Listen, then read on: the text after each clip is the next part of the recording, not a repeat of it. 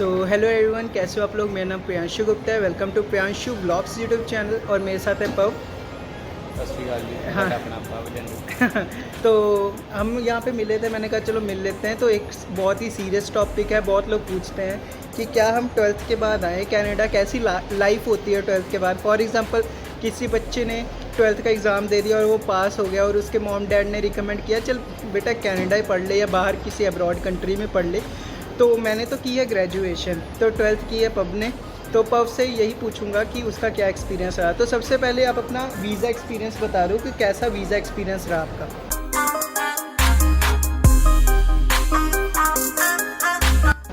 हाँ मैं अपनी स्टोरी बता दूँ। हाँ, आपकी स्टोरी की आपका कैसे लगा वीज़ा, कैसे माइंडसेट बना। पहले तो की मैंने 2018 में +2 और फिर मेरे पेरेंट्स ने बोला कि चलो भी कनाडा, जैसे पंजाबी पेरेंट्स बोलते हैं मोस्टली। तो मेरा भी मन था शुरू से कि हाँ मैं जाऊँगा, क्योंकि मेरे सारे फ्रेंड्स भी आ रहे थे, तो मैं भी ऐसे ही भेड़ चाल में आ गया। फिर मैंने वीज़ा अप्लाई किया। पहले मैंने आइल्स की। मैंने जैसे ही स्कूल ख़त्म किया उससे नेक्स्ट मंथ आइल्स शुरू कर दी थी। 2 मंथ्स मैंने वहाँ पे लगाए, 2 मंथ। और फिर मेरे बैंड्स आ गए थे पहली बार में। और फिर बैंड्स के बाद फिर सबसे बड़ी कन्फ्यूजन थी कि एजेंट कहाँ से ढूंढूँ, है ना। पहले मैंने रिव्यू सभी से लिए, ये कैसा है, ये कैसा है, ये कैसा है। तो फिर मुझे फाइनली एक अच्छा एजेंट मिल गया। नवा शहर है वहाँ पे हमारे जलंधर के पास। और वहाँ पे मैंने फिर अप्रोच किया, उन्हें पहले कॉल की कि ऐसे ऐसे है। मेरे मार्क्स बहुत है।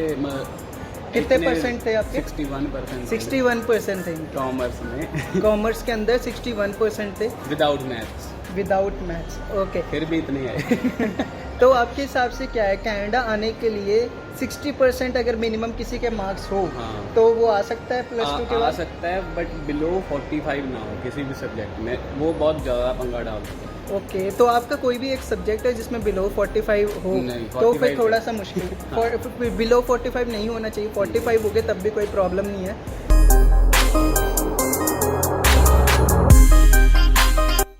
तो आपके अकॉर्डिंग क्या है कि जो कोर्स है आपने पहले से सिलेक्शन किया था कि उसका फ्यूचर स्कोप देखा था कि नॉर्मली चलो कोई भी कोर्स मिल जाए कनाडा जाना है मुझे? नहीं, कोई स्कोप नहीं देखा मैंने। मैं तो सिंगर बनने आया हूँ मैं वैसे। अच्छा। पर्सनली तो दूसरा मुझे शौक था कि मैं यूट्यूब खोलूँ अपना, है ना। वो भी मैंने थोड़ा बहुत चला लिया। और अगला गोल है मेरा वो सिंगर बनना। तो मुझे कोई ऐसा था नहीं, कोई मैं पर्टिकुलर मुझे कोर्स करना है, इसके बाद मैं ये करूँगा।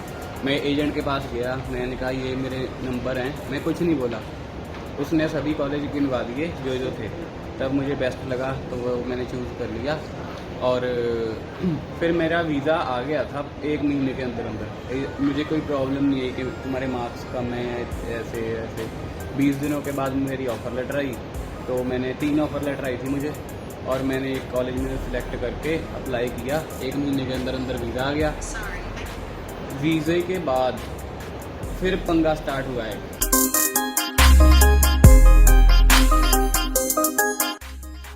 मेरा वीज़ा आया था जैन इनटेक का, ठीक है जी।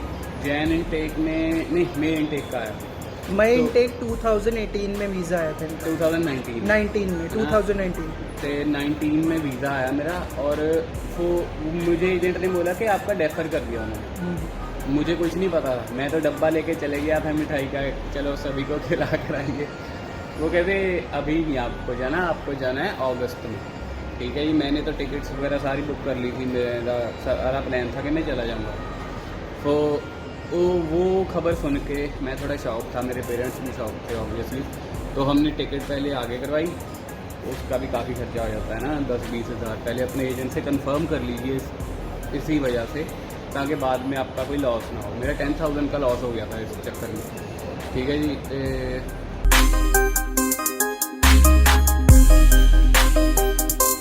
तो वीज़ा आ गया, आप कौन सा कोर्स कर रहे हो अभी, और उसकी कितनी फीस है सेमेस्टर? मैं कर रहा हूँ इंटरनेशनल बिजनेस का कोर्स, और उसकी फ़ी है 16,500 पर ईयर। और 1 साल की फ़ीस मैं देकर आया था। 1 साल की खुद निकालनी थी, आधी मैंने निकाल ली। 1 सेमेस्टर की रह गई है, वो नवंबर में पे कर दूँगा। और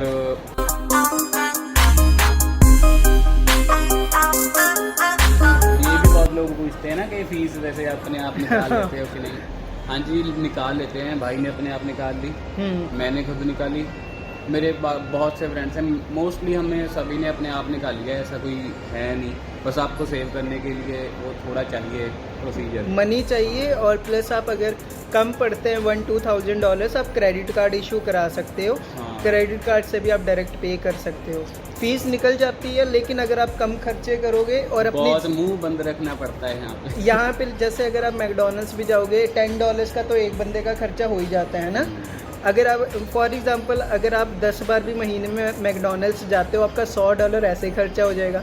प्लस बहुत लोग कहते हैं चलो शॉपिंग कर लेते हैं, ये कपड़े ले लेते हैं। तो ये तब चीज़ें करना जब आपके सर से थोड़ी सी जिम्मेदारी हट जाए फीस की, है ना।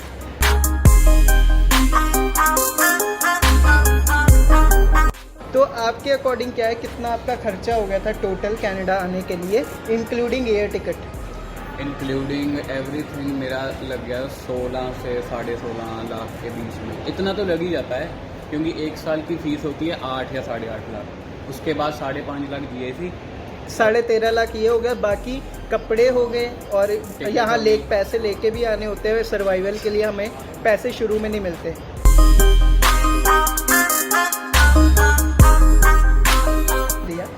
परमानेंट रेजिडेंसी 12th के बाद इजी है एज़ कम्पेयर टू जो ग्रेजुएशन के बाद आते हैं? क्या फैक्टर है, कुछ आपके पास नॉलेज है, अपना एक्सपीरियंस बताओ आप। जैसे मैं तो आया हूँ +2 के बाद, है ना, आप जैसे ग्रेजुएशन के बाद आए हो, तो मैंने तो यही सुना है अभी, क्योंकि हम जब नए नए आते हैं हमें कुछ नहीं पता होता ना। जितना मैंने बाकी सबसे सुना है या इंटरनेट पर देखा है, वो तो ऐसे हमारा होता है कि प्रोविंस मैटर करता है हमारा सबसे पहले, कौन से प्रोविंस में हुआ। अब हम हैं ओंटारियो में, है ना, यहाँ पे थोड़े पॉइंट्स ज़्यादा होते हैं, 464 और कितने 4 यहाँ पे कट ऑफ यहाँ पे चेंज होती रहती है हर महीने। पहले अब तो पहले 2 महीने पहले 450-30 चली गई थी, 430, लेकिन अब 480 है पॉइंट्स, 480 470 ऐसे चलते रहते पॉइंट्स। अगर फिर आप +2 के बाद आते हो, ऑब्वियसली आपके पॉइंट्स तो कभी भी नहीं पूरे होंगे ना। ऐसे आपको फिर ढूंढना पड़ेगा एक एम्प्लॉयर जो आपको PNP दे या LMIA दे। तो फिर भी आपको आइल्स करनी ही पड़ेगी, चाहे कुछ भी कर लो, जितने भी पैसे लगा लो, आपको आइल्स करनी पड़ेगी। और 777-8 बैंड्स, कई लोगों को ये भी नहीं पता कि 777-8 है क्या। वो ऐसे होता है 4 मॉड्यूल्स होते हैं, 3 में 7 और 1 में मिनिमम 8 बैंड आपको चाहिए, फिर आप एलिजिबल होते हो, आपके पॉइंट्स पूरे होते हैं। फिर कितने पॉइंट्स मिलते हैं आइल्स के? डिग्री के 15 मिलते हैं, 15 पॉइंट्स अगर आप डिप्लोमा करते हो। और आइल्स के वेरी करते हैं, वैसे अगर 777-8 आ जाए तो मोर देन 20 बैंड्स मिल ही जाते हैं आइल्स, सॉरी 20 पॉइंट्स मिल जाते हैं। वो आइल्स बेसिकली वो है, अगर आपके पॉइंट्स थोड़े बहुत कम होते हों, वो आपको फिट कर देती है उस जगह में ना, तो आपकी एलिजिबिलिटी बन जाती है यहाँ पे। और प्रोविंस में PR दिलवाने के लिए PNP वो होती है, और एक प्रोविंस की PR। तो प्रोविंस PNP के बाद जब आप 6 महीने PNP के बाद 6 महीने भी काम करते हो, फिर आप वैसे परमानेंट रेजिडेंस का कार्ड आ जाता है, फिर आप कहीं भी मूव हो सकते हो।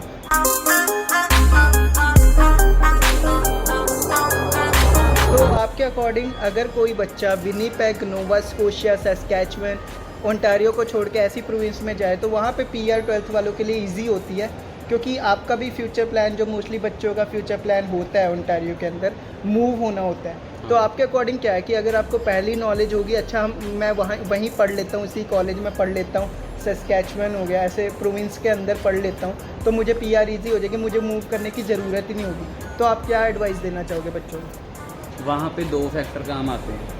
पहला, आपकी फाइनेंशियल कंडीशन क्या है। अगर बाय चांस आप वहाँ पे चले गए, विनीपेग चले गए सपोज करो, फिर आपको जॉब ना मिली पहले 6 महीने, आपके पास खर्चा होना चाहिए। GIC तो चलो होगी, आपकी फ़ीस कहाँ से आएगी ना, तो आपको थोड़ा बैकअप प्लान सोच कर आना अगर जा रहे हो। अगर फीस नहीं निकली तो घर से मंगवाने पड़े तो आ जाएं, क्योंकि वहाँ पे जॉब थोड़ी मुश्किल मिलती है, पार्ट टाइम। फुल टाइम तो मिल ही जाती है, चलो वो भी थोड़ी ऐसे इधर उधर हो जाता है। दूसरा फैक्टर है आपका लक, जिनको तो आते ही मिल गई उनका तो फ्यूचर सेट है ना, जिनको नहीं मिली फिर उनका थोड़ा। तो मतलब ओंटारियो में वैसे प्रोबेबिलिटी होती है पार्ट टाइम जॉब्स तो मिल जाती है ओंटारियो में, और बंदा फीस भी निकाल लेता है। हाँ, तो इनके कहने का मतलब है कि अगर आप ओंटारियो आ रहे हो तो फिर आ जाओ, कोई प्रॉब्लम नहीं है, 12th के बाद आ सकते हो। लेकिन आपको पीआर के लिए या तो मूव होना पड़ेगा या अच्छे बैंड्स लेके एक एम्प्लॉयर फाइंड करना पड़ेगा जो आपकी LMIA में हेल्प कर सके, और सेकंड ये आपको जॉब ऑफर लेटर प्रोवाइड कर सके जिससे आप प्रोविंशियल नॉमिनी प्रोग्राम में जा सकते हो। और ये PNP होता क्या है, क्या चीज़ है, इस पर मैं वीडियो लाऊंगा। तो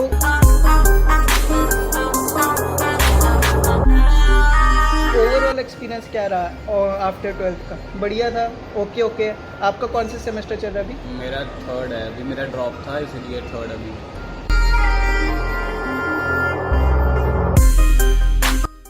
हाँ, सबसे मेन चीज़ है, बहुत सारे बच्चे पूछते हैं ये 4 महीने का ड्रॉप मिलता कैसे है। ये ऑफर लेटर पे मेंशन होता है कि एजेंट आपको बताता है। देखिए, कई तो ऑफर लेटर पे लिखा होता है ना कि हाँ आपका ड्रॉप हम we are providing you the 4 month ऐसे। तो कई ऑफर लेटर्स पर नहीं लिखा होता, जैसे मेरी पे नहीं था, तो वो पता कैसे लगाएं अगर एजेंट ने नहीं भी बताया। कई बार एजेंट खुद कन्फ्यूज़ होते हैं कि ड्रॉप है कि नहीं। वो हमें पता क्या कहते हैं, वहाँ पे जाके आपको कन्फर्म हो जाए। हाँ, तो फिर आपको पैसे किस लिए दिए हैं अब जब हमने वहाँ से जाकर पूछना, तो उसका पता कैसे लगाएं। आपका प्रोग्राम होता है 2 साल का, 4 महीने का एक होता है सेमेस्टर। आप काउंट कर लें 16 या 17 मंथ्स में आपकी हो जाती है स्टडी ऑलमोस्ट, मैक्सिमम 18। अगर आपका वो है प्रोग्राम की लेंथ, वो टाइम टू टाइम लिखा होता है स्टार्टेड और एंड डेट। अगर 22 मंथ्स है या 20 मंथ्स है आपका ड्रॉप है, ओके, ठीक है। तो तो अगर दूसरी चीज़ ड्रॉप पता लगाने की, आपका जो टाइम टेबल आता है ना, वहाँ पे लिखा होता है कौन से सेमेस्टर के बाद एकेडमिक ब्रेक लिखा होता है, वो भी ड्रॉप ही होता है। एकेडमिक ब्रेक को ही ड्रॉप है। तो टाइम टेबल तो तभी आएगा ना जब हम फीस पे हाँ। कर देंगे, है ना। तो अगर किसी पर्सन को चाहिए यार मैं फ़ीस नहीं निकाल सकता, मुझे ड्रॉप की ज़रूरत है, क्योंकि ऑफिशियल ड्रॉप में आप फुल टाइम काम कर सकते हो सिन के ऊपर, और आप अपनी आराम से फ़ीस निकाल सकते हो ऑफिशियल ड्रॉप के अंदर, क्योंकि फुल टाइम जॉब्स ओंटारियो में मिल जाते हैं कहीं भी, ठीक है। तो यही पॉइंट था। और अगर आपके ऑफर लेटर में मेंशन्ड है आपका प्रोग्राम 20+ मंथ है ड्यूरेशन, 20+ लगा सकते हैं ना, क्योंकि 4 मंथ का एक सेमेस्टर होता है कनाडा के अंदर, और 2 साल का कोर्स, इसका मतलब 16 मंथ्स हो गया। अगर आपका वो 24 मंथ मिल रहे हैं या 23 मंथ मिल रहे हैं, इसका मतलब आपका ऑफिशियल ड्रॉप होगा।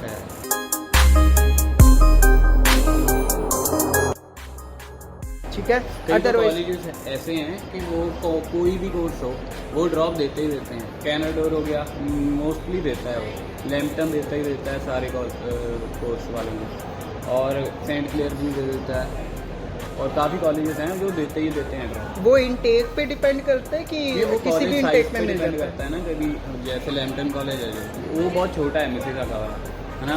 उनको जब उन्होंने बैलेंस करना है सभी स्टूडेंट्स को, सभी सेमेस्टर वालों को, क्योंकि नए भी स्टूडेंट्स आएंगे, पुराने जाएंगे भी, तो उनको एक 4 महीने की छुट्टी देनी पड़ती है। मतलब ऐसे कॉलेजेस में आपको आसानी से ड्रॉप मिल जाएगा। तो ओवरऑल नंबर भी देता है। तो overall experience according to you कि 12th के बाद आ जाए बंदा, कोई प्रॉब्लम नहीं होती? हाँ, जिन्होंने तो सोचा हुआ कि आना ही आना है फिर तो वो आ जाएं। जिनके मेरी हिंदी थोड़ी सी अड़ रही है, सारी कोई बात नहीं। अब जिनको वो है कि हाँ मैं यहाँ पे भी पढ़ सकता हूँ और वहाँ पे, मेरे को कोई ऐसा नहीं कि मुझे जाना ही जाना, वो फिर पहले डिग्री कर लें, अपनी ग्रेजुएशन कंप्लीट करें और फिर आएँ, क्योंकि फिर थोड़ा प्रॉफिट हो जाता है। आपको पता ही होगा, आपका बस पॉइंट्स मिल जाते हैं आपको। इंडिया के एजुकेशन के भी पॉइंट्स मिलते हैं, और अगर आप वहाँ पे कोई पार्ट जॉब भी कर लेते हो वहाँ की, अगर आपके पास जॉब लेटर है, ऑफर लेटर है, फिर तो अच्छे पॉइंट्स मिल जाते हैं। और आपके अगर 777 बैंड्स भी नहीं आते तब भी आपकी PR हो जाती है, ठीक है। तो वैसे पव ने ये बोला है कि 12th के बाद भी आ सकते हो, कोई प्रॉब्लम नहीं है, लेकिन ये फैक्टर रखना कि आपको ऑफिशियल ड्रॉप मिल जाए। अगर ऑफिशियल ड्रॉप मिल गया तो आपकी फ़ीस की भी टेंशन ख़त्म है, और प्लस आप पैसे भी जोड़ लोगे, कोई प्रॉब्लम नहीं है, आ सकते हो आप 12th के बाद। मैंने वीडियो बनाई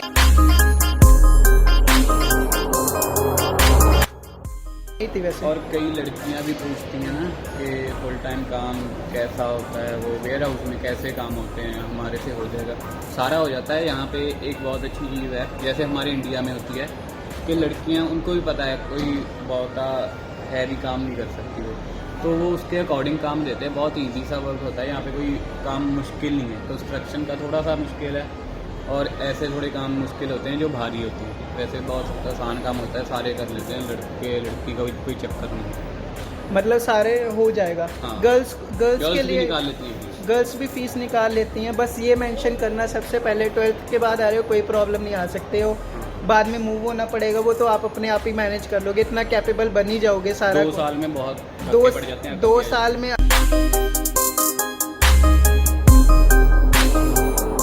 अकल भी आ जाती है, और फ्रॉड्स भी होते हैं बहुत सारे। अब बता दो।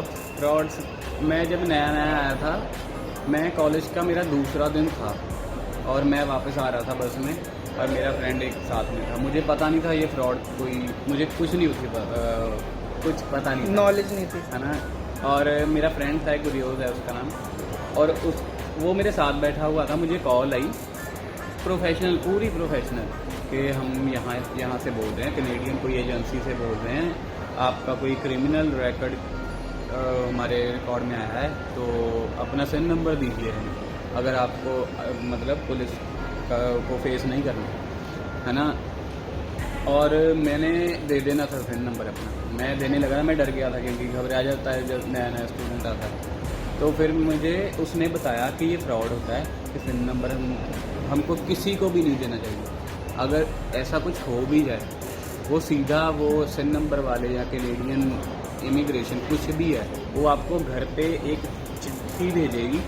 आजकल तो चिट्ठियों वाले फ्रॉड हो रहे हैं, है ना। मुझे फेक लेटर भी आए हैं तो, और वो आपको भेजेगी, आप उनको ईमेल करके कंफर्म करो, फिर कुछ भी करो, बिना प्रूफ के कुछ मत करना। किसी को कोई डॉक्यूमेंट दिखाने की ज़रूरत नहीं है, ऐसे कोई नहीं मांगता यहाँ पे। जैसे अगर आपको कॉल कभी नहीं करेगी सर्विस कनाडा, है ना, क्योंकि अगर वो सिन मांग रहे हैं, फॉर एग्जांपल अगर आपको कोई कस्टमर केयर वाला ही आपसे फ़ोन नंबर पूछेगा, थोड़ा अजीब नहीं लगेगा? क्योंकि आपने उस कंपनी का सिम लिया है और उस कस्टमर को नंबर भी आपका मिला है और उसने डायल भी किया है कि हाँ ये नंबर है, उसकी सारी इन्फॉर्मेशन आई। सेम अगर आपको कोई कहता है कि मैं सर्विस कनाडा से हूँ, आपको कॉल करके यही बताना है कि यू कॉल्ड मी, आपने मुझे कॉल की है, आपके पास सारी इन्फॉर्मेशन होनी चाहिए। तो इसी के साथ सारा ब्लॉग ख़त्म करते हैं। बहुत ही अच्छा एक्सपीरियंस शेयर किया। आई होप जो 12th के बाद आ रहे होंगे उनके लिए बहुत ही बेनिफिशियल होगा। तो इसका यूट्यूब चैनल है पव व्लॉग्स, तो सब्सक्राइब कर लेना। तो ये ट्रैवलिंग व्लॉग्स भी बनाते हैं और फ़नी व्लॉग्स भी, बहुत अच्छे अच्छे व्लॉग्स होते हैं। ठीक है, सून मैं भी आऊँगा इनके व्लॉग्स में और ये वीडियो भी अपलोड हो जाएगी। तो अगर वीडियो अच्छी लगी तो वीडियो को लाइक कर दीजिए, कमेंट कर दीजिए, शेयर कर दीजिए और सब्सक्राइब करना मत भूलिए। हाँ, और अगर आप पव को जानते हो तो कमेंट में ज़रूर लिखना कि आई एम सब्सक्राइबर ऑफ पव। ठीक है, तो पता लग जाएगा कि पव भाई के भी सब्सक्राइबर आ रहे हैं। अपने वाली जानता 200 कमेंट करना ना भूलिए। हाँ, अब ये पंजाबी हो रहा है, इसका मतलब पंजाबी में सुनते हैं ना लोग, इसलिए।